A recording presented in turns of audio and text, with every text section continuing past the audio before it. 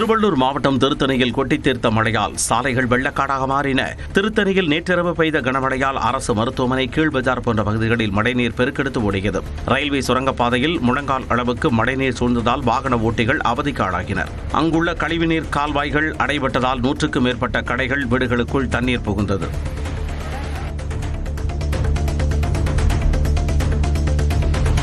காஞ்சிபுரத்தில் கோடை மழையால் வெப்பம் தணிந்ததால் மக்கள் நிம்மதியடைந்தனர். காஞ்சிபுரம் மாவட்டம் ஓரிக்கை, செவிலிமேடு, சுங்குவார்சத்திரம், ஸ்ரீபெரும்புதூர், வாலாஜாபாத் உள்ளிட்ட பகுதிகளில் கனமழை வெளுத்து வாங்கியது.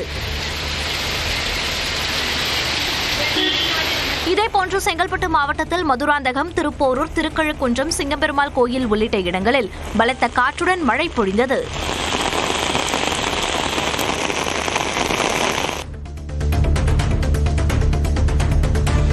திருப்பத்தூர் மாவட்டம் வாணியம்பாடியில் 2வது நாளாக கனமழை பெய்தது. கிரிசமுத்திரம், செட்டியப்பனூர், வளையாம்பட்டு, மேட்டுப்பாளையம் உள்ளிட்ட பகுதிகளில் பெய்த மழையால் சாலைகளில் தண்ணீர் பெருக்கெடுத்து ஓடியது. ஆம்பூர் சுற்றுவட்டாரத்தில் மிதமான மழை பெய்தது.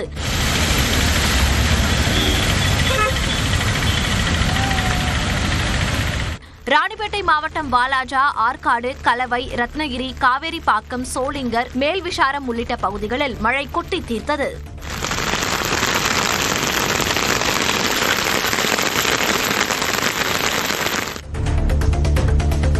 நீலகிரி, கோவை மாவட்டங்களில் இன்று முதல் 3 நாட்களுக்கு மிக கனமழை பெய்யும் என வானிலை ஆய்வு மையம் தெரிவித்துள்ளது. தேனி, தென்காசி, திண்டுக்கல், திருவள்ளூர், சென்னை, ராணிப்பேட்டை, காஞ்சிபுரம் மற்றும் வேலூர், விழுப்புரம் மற்றும் திருவண்ணாமலை மாவட்டங்களில் இன்று கனமழை பெய்யக்கூடும் என்று தெரிவிக்கப்பட்டுள்ளது. நாளையும் நாளை மறுநாளும் தேனி, திண்டுக்கல் மற்றும் தென்காசி மாவட்டங்களில் கனமழை பெய்யலாம் என்று கணிக்கப்பட்டுள்ளது. தமிழ்நாட்டில் நேற்று அதிகபட்சமாக மதுரை விமான நிலையத்தில் 104 டிகிரி ஃபாரன்ஹீட் வெப்பம் பதிவாகியுள்ளதாக வானிலை ஆய்வு மையம் தெரிவித்துள்ளது. மதுரை நகரம், தஞ்சாவூர், நாகை ஆகிய 3 இடங்களில் 100 டிகிரிக்கு மேல் வெப்பம் பதிவாகியுள்ளது.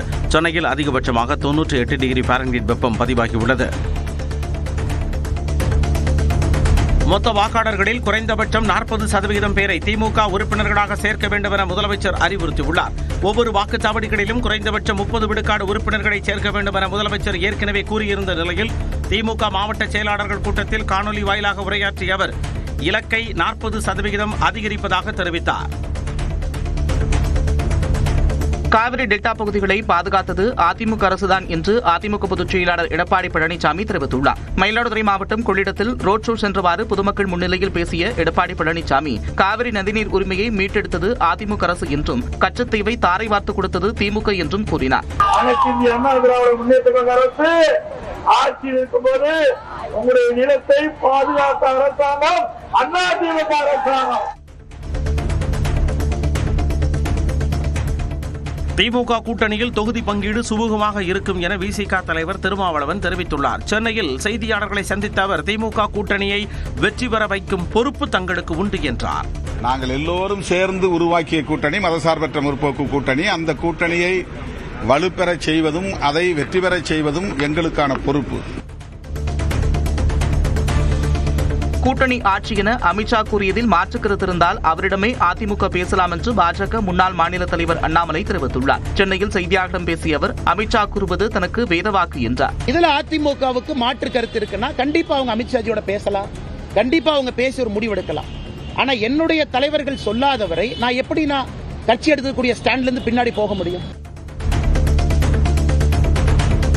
கூட்டணி ஆட்சி என்ற மத்திய அமைச்சர் அமித்ஷாவின் விருப்பத்திற்கு அதிமுக பொதுச் செயலாளர் EPS நோ கூறிவிட்டதாக முன்னாள் அமைச்சர் வைகை செல்வன் தெரிவித்துள்ளார். அமித்ஷா அவர்கள் கூட்டணி ஆட்சியில பங்கு பெறுவார் எஸ்ன்னு சொன்னாரு. எங்க பொதுச் செயலாளர் நோன்னு சொல்லிட்டாரு.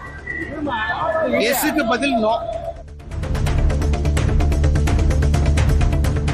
மக்களவைத் தேர்தலின் போது நெல்லை தொகுதியில் பாஜக சார்பில் போட்டியிட்ட நயினார் நாகேந்திரனுக்கு ஆதரவாக பணப்பட்டுவாடா செய்ய பாஜக நிர்வாகிகள் SR சேகர், கேசவ விநாயகம், கோவர்தன் உதவியது சிபிசிஐடி விசாரணையில் உறுதி செய்யப்பட்டுள்ளது. கடந்த ஆண்டு ஏப்ரல் மாதம் தாம்பரம் ரயில் நிலையத்தில் நெல்லை விரைவு ரயிலில் சோதனை நடத்திய போது கணக்கில் காட்டப்படாத 4 கோடி ரூபாய் பணம் பறிமுதல் செய்யப்பட்டது.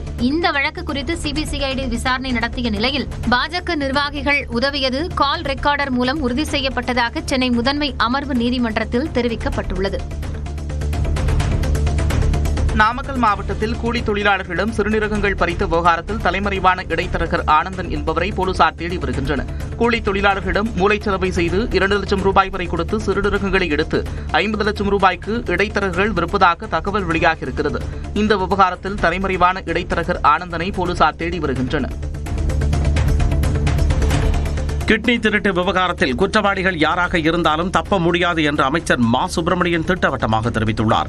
மதுரையில் செய்தியாளர்களிடம் பேசிய அவர் விசைத்தறி தொழிலாளர்களை குறிவைத்து கிட்னி பறிக்கப்பட்டது குறித்து விசாரணை நடந்து வருவதாகவும் கூறினார். உடல் உறுப்பு தானம் என்பது ஒரு மிகப்பெரிய மனிதநேயம் உள்ள ஒரு நடவடிக்கை. அதை விற்பனையாவோ இல்லை வியாபாரமாவோ ஆக்குவது என்பது கடுங்குற்றம். அது யார் செய்தாலும் எங்கே செய்தாலும் உடனடியாக நடவடிக்கைகள் மேற்கொள்ளப்பட்டு வருகிறது. காமராஜர் குறித்து சர்ச்சைக்குரிய விவாதங்கள் நடப்பது சரியல்ல என முதலமைச்சர் மு.க. ஸ்டாலின் கருத்து தெரிவித்துள்ளார். காமராஜர் ஏசி இல்லாமல் இருக்க மாட்டார் என திமுக எம்பி திருச்சி சிவா தெரிவித்த கருத்து சர்ச்சையை கிளப்பியது. இந்நிலையில் எக்ஸ் தளத்தில் பதிவிட்டுள்ள முதலமைச்சர் மு.க. ஸ்டாலின் இந்த விவகாரத்தில் கலகமூட்டி குளிர்காய நினைக்கும் தீயவர்களின் எண்ணத்திற்கு இடம் கொடுக்காதீர் என வேண்டுகோள் விடுத்துள்ளார். காமராஜர் குறித்த திருச்சி சிவாவின் சர்ச்சை பேச்சுக்கு இபிஎஸ் கண்டனம் தெரிவித்துள்ளார். தனது எக்ஸ் பக்கத்தில் முதலமைச்சரின் பெயரை குறிப்பிட்டு காமராஜர் குறித்த சர்ச்சையான விவாதங்கள் நடப்பது சரியல்ல என்றால் அந்த சர்ச்சையை ஆரம்பித்தது யார் என கேள்வி எழுப்பியுள்ளார். மேலும் முதல்வன் படத்தில் இடம்பெற்றுள்ள இவரே குண்டு வைப்பாராம், இவரே அதை எடுப்பது போல் நடிப்பாராம் என்ற வசனத்தை குறிப்பிட்டு இபிஎஸ் கண்டனம் தெரிவித்துள்ளார்.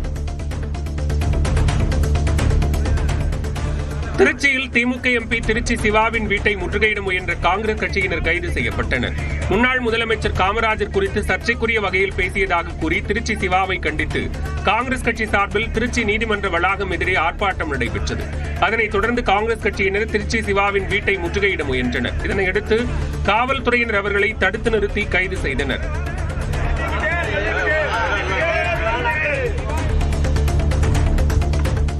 சென்னை சைபர் கிரைம் பதிவு செய்த வழக்கில் மதுரை ஆதீனத்திற்கு முன்ஜாமீன் வழங்கி சென்னை அமர்வு நீதிமன்றம் உத்தரவிட்டுள்ளது. கடந்த மே 2ஆம் தேதி உளுந்தூர்பேட்டை அருகே தனது கார் மீது மற்றொரு கார் மோதி நிற்காமல் சென்றதாக மதுரை ஆதீனம் கூறி சர்ச்சையை ஏற்படுத்தினார். மேலும் தன்னை கொல்ல சதி நடப்பதாகவும் குற்றஞ்சாட்டினார். இதையடுத்து அவர் மீது இரு பிரிவினர்களுக்கிடையே மோதலை ஏற்படுத்தும் வகையில் பேசியதாக வழக்கு பதிவு செய்யப்பட்டது. இந்த வழக்கில் முன்ஜாமீன் கோரி மதுரை ஆதீனம் தரப்பில் சென்னை நீதிமன்றத்தில் மனு தாக்கல் செய்யப்பட்டிருந்தது. இதை விசாரித்த நீதிமன்றம் விசாரணைக்கு முழு ஒத்துழைப்பு வழங்க வேண்டும் என்ற நிபந்தனையுடன் முன்ஜாமீன் வழங்கி உத்தரவிட்டது. கீழடி அகழாய்வு அறிக்கையில் எந்த மாற்றமும் செய்ய முடியாது என தொல்லியல் துறை இயக்குநர் அமர்நாத் ராமகிருஷ்ணன் திட்டவட்டமாக தெரிவித்துள்ளார். நியூஸ் 18 தமிழ்நாடு தொலைக்காட்சிக்கு அளித்த பேட்டியில் ஆய்வறிக்கையில் எழுத்துப்பிழை இருந்தால் சரி செய்து தருவதாக தெரிவித்தார். அந்த ஆய்வில் கிடைச்சத டாக்குமெண்ட்ரி ப்ரூஃபோட முடிவு பண்ணியாச்சு. முடிவு பண்ணி சொன்னதை மாற்றினா என்றைக்குமே மாற்ற முடியாது. அதுக்கு மாற்றினா திரும்பத்தான் ஒரு எஸ்கியூஷன் பண்ணணும்னு அவங்க சொன்னாங்க. அதுதான் இயல்பு. மதுரை மாநகராட்சியில் சொத்து வரி விதிப்பில் 200 கோடி ரூபாய் மோசடி நடந்ததாக எழுந்த புகாரில் விசாரணை நடத்த புலனாய்வு குழு அமைக்கும்படி உயர்நீதிமன்ற மதுரை கிளை உத்தரவிட்டுள்ளது. அதிமுக கவுன்சிலர் ரவி வரி விதிப்பு முறைகேடு வழக்கை சிபிஐ விசாரணைக்கு மாற்றக் கோரி மனு தாக்கல் செய்தார். மனுவை விசாரித்த நீதிபதிகள் வழக்கை சிபிஐ விசாரித்தால் தாமதம் ஏற்படும் என கூறி தென்மண்டல ஐஜி மதுரை ஆணையர் இணைந்து மூத்த IPS அதிகாரி தலைமையில் சிறப்பு குழு அமைத்து விசாரிக்க உத்தரவிட்டனர்.